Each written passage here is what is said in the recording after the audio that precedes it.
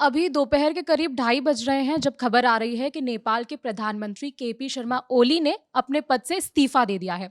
इस्तीफे की खबर आई उसके थोड़ी देर पहले एक बयान भी सामने आया था जिसमें ओली ने कहा था कि वो 6 बजे 9 सितंबर की शाम 6 बजे एक बैठक करेंगे और जितनी समस्याएं देश में चल रही हैं, जो प्रोटेस्ट चल रहे हैं, उस पर शांति से बैठक करेंगे और उस पर हल निकालेंगे। और खबर ये भी आ रही है कि उनके जो ऑफिस है जो उनका, उस पर भी हजारों जो प्रोटेस्टर्स प्रदर्शनकारी हैं घुस गए थे। हमारे साथ न्यूज़ रूम में गौरव जी हैं जो बताएंगे कि किन परिस्थितियों में प्रधानमंत्री ओली ने इस्तीफा दिया है। देखिए व्यावरी, जब ये खबर आई कि इस्तीफ़ा दे दिया, उससे पहले 2 और खबरें आईं। पहली खबर ये थी कि नेपाली सेना के जो प्रमुख हैं अशोक राज सिंहडेल, उन्होंने केपी ओली शर्मा जो कि प्रधानमंत्री नेपाल के, उनसे बात की और कहा कि आप जो है पद छोड़ दीजिए, हम सारी स्थिति को सँभाल लेंगे और आप अगर सुरक्षित निकलना चाहते हैं, तो हम उसमें भी आपकी मदद करेंगे। उससे पहले एक खबर आई कि एक हिमालयन एयरलाइंस है, प्राइवेट एयरलाइंस है नेपाल की, उसका एक प्लेन तैयार है और वो केपी शर्मा ओली को दुबई ले जा सकता है और वजह बताई गई कि उनके इलाज की वजह से उनको दुबई ले जाया जाएगा। और इन दोनों खबरों के बाद जो है खबर आती है कि केपी शर्मा ओली जो है वो इस्तीफ़ा दे देते हैं। केपी शर्मा ओली की उम्र 73 साल की है और उनका एक किडनी ट्रांसप्लांट हो चुका है।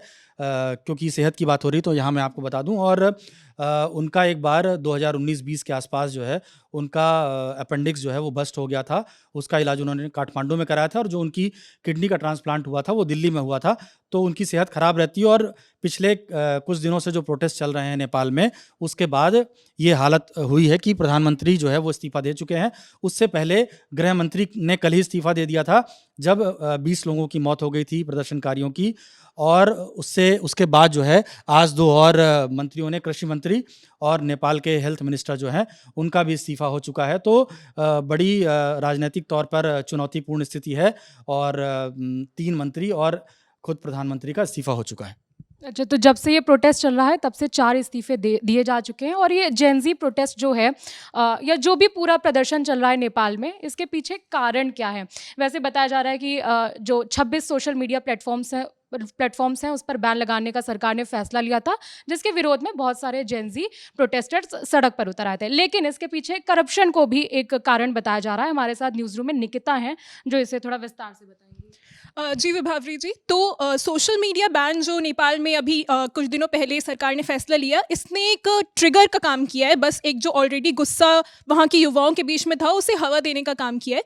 बेसिकली ये जो पूरा प्रोटेस्ट है, ये जो पूरा गुस्सा है युवाओं के बीच में, ये वहाँ पे करप्शन के खिलाफ है। 2008 में जब राजशाही खत्म हुई और उसके बाद कम्युनिस्ट पार्टी ने टेक ओवर किया, तब से ही लगातार धीरे धीरे जो युवाओं को हमेशा से एक कंप्लेन रही है कि जो बेरोजगारी है वहाँ पे जो बढ़ रही है, जो महंगाई बढ़ रही है, या जितने भी तरीके के करप्शन केसेस हो रहे हैं, उस पर कुछ खास कार्रवाई की नहीं गई है सरकार की तरफ से। और इस पूरे प्रोटेस्ट के पीछे एक नेपो किड करके टर्म है जो काफ़ी ज़्यादा पॉपुलर हुआ है। तो नेपो किड यहाँ पे उन लोगों के लिए इस्तेमाल किए गए हैं जो नेताओं के नेता, जितने भी नेता हैं या उनके जो बच्चे हैं या फिर उनकी जो ऐशो आराम वाली ज़िंदगी है, भाई भतीजावाद वाला जो पूरा कॉन्सेप्ट चल रहा है नेपाल में, और उसके खिलाफ नेपाल के युवाओं के बीच में ये गुस्सा था। जब सोशल मीडिया, जितने भी प्लेटफॉर्म्स हैं सोशल मीडिया के, जब वो एक्टिव थे तो वो गुस्सा वो वहाँ पे दिखाते थे। अब जब सोशल मीडिया प्लेटफॉर्म सारे बैन हो गए तो वो गुस्सा अब सड़कों पर उतर आया है। इसीलिए जब कल सरकार ने इतना सारा गुस्सा देखते हुए सोशल मीडिया प्लेटफॉर्म्स को वापस बहाल भी कर दिया, तब भी इन युवाओं ने अपना प्रोटेस्ट पीछे नहीं लिया और ये लगातार केपी शर्मा ओली के रेजिग्नेशन की डिमांड करते रहे। और अब आज उसके बाद जो प्राइम मिनिस्टर हैं उन्होंने रिज़ाइन कर दिया है। भारत सरकार ने भी एक प्रेस रिलीज जारी किया था जिसमें उन्होंने वहाँ पे रह रहे भारतीयों को सलाह दी थी कि वहाँ के सारे दिशा निर्देश माने और दुख जताया था जो मौतें हुई हैं नेपाल में। एक ये भी अहम सवाल है जो गौरव जी बताएंगे कि भारत के साथ कैसे रिश्ते रहे हैं ओली के।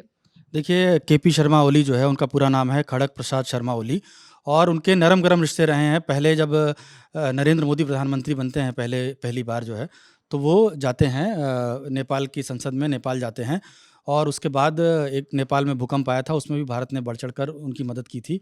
लेकिन 2015 में विभावरी एक प्रोटेस्ट होता है, मधेसी प्रोटेस्ट। मधेसी को आसान भाषा में अगर हम बताएँ तो भारतीय मूल के जो लोग नेपाल में रहते हैं, उनको मधेसी कहते हैं। तो उन्होंने एक प्रोटेस्ट किया 2015 में, जब वहाँ का नया संविधान आया और ये कहा गया कि जब भारत से कोई किसी लड़की की शादी होती है नेपाल में, तो उसको 7 साल बाद नागरिकता दी जाएगी। और उनका ये कहना था मधेसी लोगों का कि नेपाल का जो संविधान है, वहाँ पे जो लोग चुने जाते हैं उनमें मधेसियों की भूमिका जो है वो कम है, जो पहाड़ी इलाके हैं उनको ज़्यादा प्रतिनिधित्व मिलता है। और उसके बाद बहुत हिंसा हुई वहाँ पर और इंडिया ने ब्लॉकेट कर दिया, यानी जो सीमा थी उसको बंद कर दिया। तो जो ज़रूरी सामान इंडिया से नेपाल जाता था, जैसे गैस है, पेट्रोल डीजल है, खाने पीने का सामान है, बहुत सारा, क्योंकि नेपाल के दूसरी तरफ पहाड़ हैं और नेपाल जो है वो इंडिया से बिल्कुल बॉर्डर जो है वो खुला हुआ है, वीज़ा तक नहीं लगता है यहाँ वहाँ जाने में। तो जो जितनी भी मदद थी वो रोक दी गई। तो वो जो ब्लॉकेड हुआ उसके बाद से भारत और नेपाल के संबंध खराब हुए, नेपाल में भारत विरोधी प्रोटेस्ट भी हुए। और उसके बाद एक जो विवाद का कारण बना, नेपाल ने एक मैप बनाया और उसको बोला कि ये हमारा मैप है, और उसमें 3 जगह हैं, काला पानी, लिपुलेख और लिम्पियाधुरा। ये 3 जो विवादित क्षेत्र थे उसको बताया कि ये नेपाल के हैं। भारत ने इस पर ऐतराज़ जताया। तब से वो केपी ओली जो है वो, उनको देखा जाने लगा कि वो प्रो चाइना हैं, वो चीन भी जाते रहे इस दौरान पे।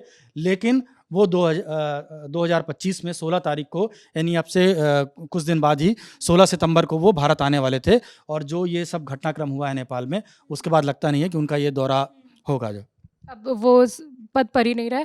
तो ताज़ा अपडेट जो नेपाल से आ रहा है वो यही है कि प्रधानमंत्री ने अपने पद से इस्तीफा दे दिया है। बाकी अपडेट्स भी हम आप तक पहुंचाते रहेंगे। मेरे साथ न्यूज़ रूम में गौरव जी और निकिता थे जिन्होंने खबर साझा की। मेरा नाम विभावरी है, कैमरे के पीछे प्रशांत हैं। देखते रहिए दी ललन टॉप।